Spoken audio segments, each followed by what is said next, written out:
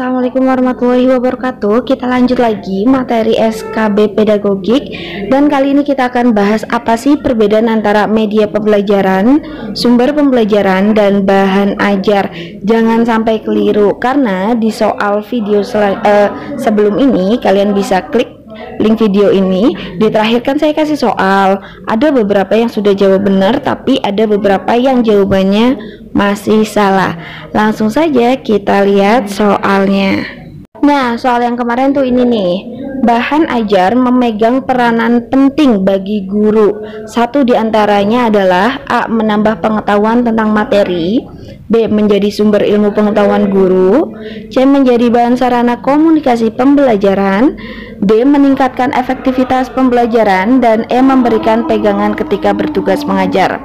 Kata kunci yang pertama di sini adalah bahan ajar bagi guru. Kalau teman-teman milihnya A. Menambah pengetahuan tentang materi, guru itu akan menambah pengetahuan tentang materi, ambilnya bukan dari bahan ajar, ambilnya dari sumber pembelajaran atau sumber belajar. Menjadi sumber ilmu pengetahuan guru itu juga dari sumber pembelajaran. Nah, kalau yang menjadi bahan sarana komunikasi, kalau yang namanya sarana berarti kaitannya dengan media pembelajaran. Kalau pilihan D, memberikan pegangan ketika bertugas mengajar, sebenarnya pegangan kita tuh pedomannya itu RPP. Jadi kalau pertanyaan bahan ajar memegang peran penting bagi guru, salah satunya adalah meningkatkan efektivitas pembelajaran. Nah, ini dia fungsi bahan ajar bagi guru. Yang pertama adalah menghemat waktu dalam mengajar.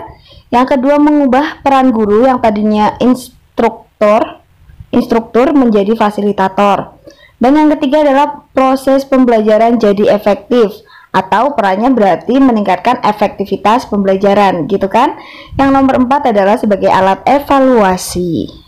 Nah, setelah ini akan saya jelaskan apa sih perbedaannya. Saya akan memberikan kalian sebuah kalimat dan coba dicerna, jadi kalian bisa membedakan antara bahan, sumber, atau media pembelajaran. Ini dia kalimatnya. Jika kalian ingin membuat kolak, bahan yang dibutuhkan adalah santan. Santan itu adalah bahan yang terbuat dari kelapa. Coba pahami kalimat itu. Jika kita ingin membuat kolak, kita butuh yang namanya bahan kan?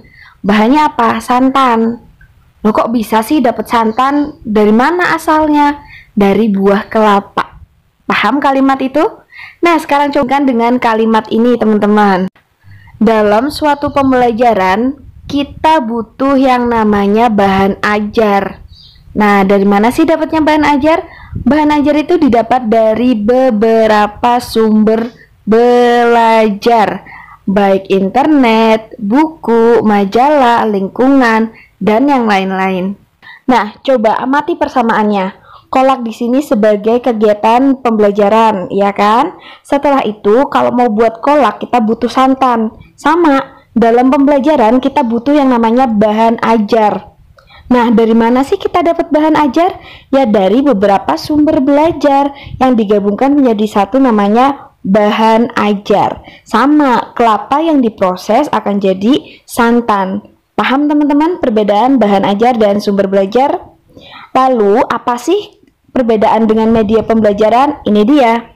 Santan tadi akan direbus dengan panci. Nah, sama, bahan ajar tadi akan disampaikan kepada siswa melalui media PowerPoint atau media video pembelajaran. Paham? Jadi, media pembelajaran itu adalah sarana atau alat dalam menyampaikan materi atau menyampaikan pesan dari komunikator atau guru kepada komunikan atau murid. Sekarang sudah jelas kan teman-teman? Jangan bingung lagi ya. Oke, sekarang kita belajar di soal lain. Soal nomor 1, bahan ajar non cetak atau digital merupakan inovasi baru dalam dunia pendidikan. Perkembangan teknologi informasi dan komunikasi sangat pesat dalam mendorong berbagai lembaga pendidikan kita untuk memanfaatkan bahan ajar non-cetak yang menarik. Bahan ajar non-cetak berikut ini yang 100% dikembangkan menggunakan komputer adalah A. Multimedia pembelajaran interaktif, B. Audio pembelajaran, C. Program simulasi, D. Video pembelajaran, atau E. Program radio edukasi. Kita lihat, kata kuncinya adalah 100% dikembangkan menggunakan komputer. Jawabannya adalah multimedia pembelajaran interaktif atau pilihan A. Itu yang paling tepat, yang digunakan atau yang dikembangkan menggunakan komputer. Sekarang nomor 2. Ketika akan mengembangkan bahan ajar mandiri untuk siswa, guru harus memenuhi salah satu prinsip atau karakteristik bahan ajar mandiri yang baik, yaitu self-contained.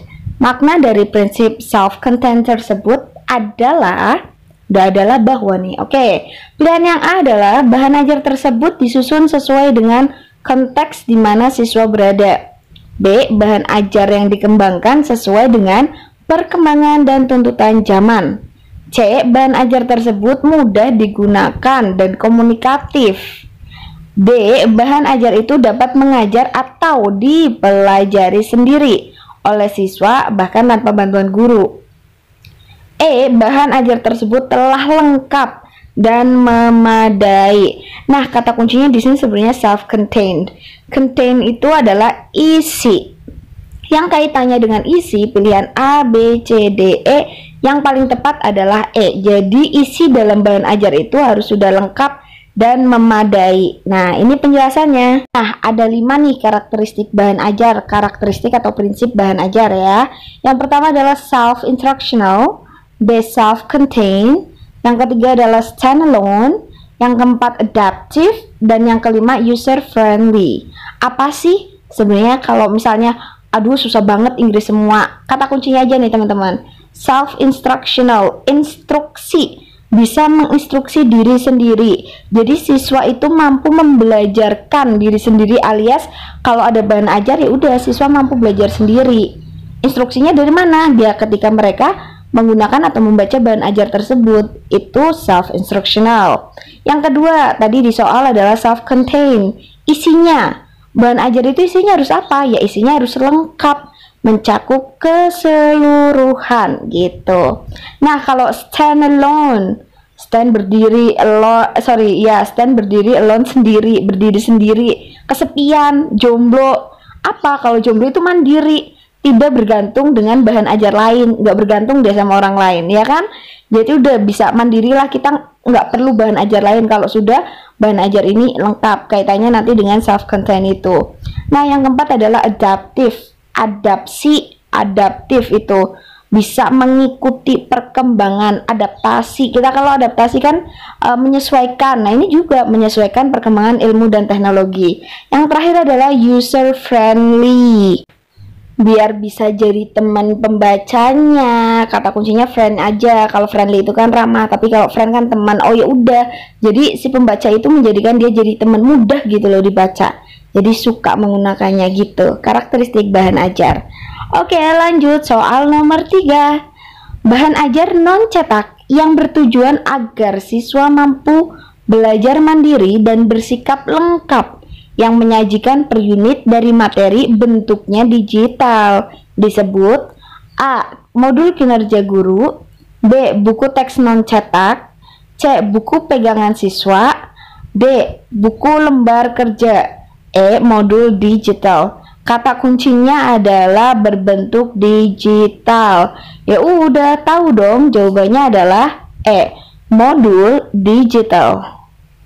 Yang namanya bahan ajar non cetak itu berarti tidak di print ya, gampangannya gitu deh. Jadi apakah ada buku teks non cetak? Ada. Berupa di mana? Berupa e-book. Itu namanya buku teks non cetak. Jadi gitu. Oke, lanjut di nomor berikutnya. Berikut ini manakah bahan ajar non cetak yang paling tepat yang biasanya digunakan untuk pembelajaran jarak jauh? A. Pilihan yang A adalah EPUB, itu artinya bukan pakai D tapi pakai B. Berikutnya adalah e-module, C-nya e-learning, e-commerce, atau e-book. Sebenarnya EPUB, e-module, dan e-book itu sama, intinya buku dalam bentuk digital, jelas non cetak ya. Oke, pilihan yang D, e-commerce. E-commerce itu tuh kayak Tokopedia, Shopee, Lazada, itu namanya e-commerce. Nah, berarti kelihatan kalau di bahan ajar non cetak yang bisa dipakai untuk pembelajaran jarak jauh adalah C. E-learning. Lanjut, nomor 6. Di masa pandemi, untuk sekolah di daerah yang sulit atau belum bisa mengakses internet dan tidak banyak yang memiliki handphone, ya selain itu ada keterbatasan fasilitas penunjang lainnya. Nah, pertanyaannya adalah bahan ajar non cetak yang efektif digunakan untuk menunjang proses pembelajaran jarak jauh adalah A. Modul elektronik atau buku sekolah elektronik, B. E-book atau buku elektronik, C. PowerPoint presentation PPT, D. Program radio pendidikan, atau E. Program video pembelajaran. Karena di sini satu udah nggak ada internet, ya kan? Yang kedua tidak banyak yang memiliki handphone, berarti jawabannya adalah D. Program radio pendidikan. Karena kayak buku sekolah elektronik juga butuh handphone, komputer untuk membukanya kan? Karena non cetak, berarti jawaban paling tepat adalah D. Lanjut, nomor 7. Peserta didik di era digital dapat menggunakan perangkat nirkabel bergerak atau internet sebagai media peralatan interaktif apapun dan kapanpun dan dimanapun saat diperlukan. Nah, hal ini merupakan salah satu bentuk kegiatan belajar yang dapat dilakukan dengan memanfaatkan media digital berbasis komputer yang disebut, nah di sini ada situational tools, interacting with others, independent tools, interactive tools, atau alternative tools. Kata kuncinya adalah peralatan interaktif. Berarti jawabannya adalah D. Interactive tools. Masih mudah ya, nomor 7. Lanjut, nomor 8. Teknologi digital dalam kehidupan sehari-hari pada abad 21 ditandai dengan, nah ini soalnya kekinian nih, teknologi digital pada abad 21. A. Semakin merosotnya nilai-nilai karakter siswa. B. Peningkatan penggunaan media sosial untuk melakukan interaksi sosial terkait komunitas belajar peserta didik di seluruh penjuru dunia. C. Keterampilan motorik siswa yang mulai terlihat dalam kegiatan belajar. D. Hasil belajar siswa yang mulai meningkat setelah menggunakan media dan teknologi digital. A. Interpersonal skill siswa yang mulai nampak dalam kehidupan sehari-hari. Nah, ini teknologi digital itu ditandai dengan apa sih? Jawabannya apa kira-kira? Jawabannya adalah B. Peningkatan penggunaan media sosial untuk melakukan interaksi sosial terkait komunitas belajar peserta didik di seluruh penjuru dunia.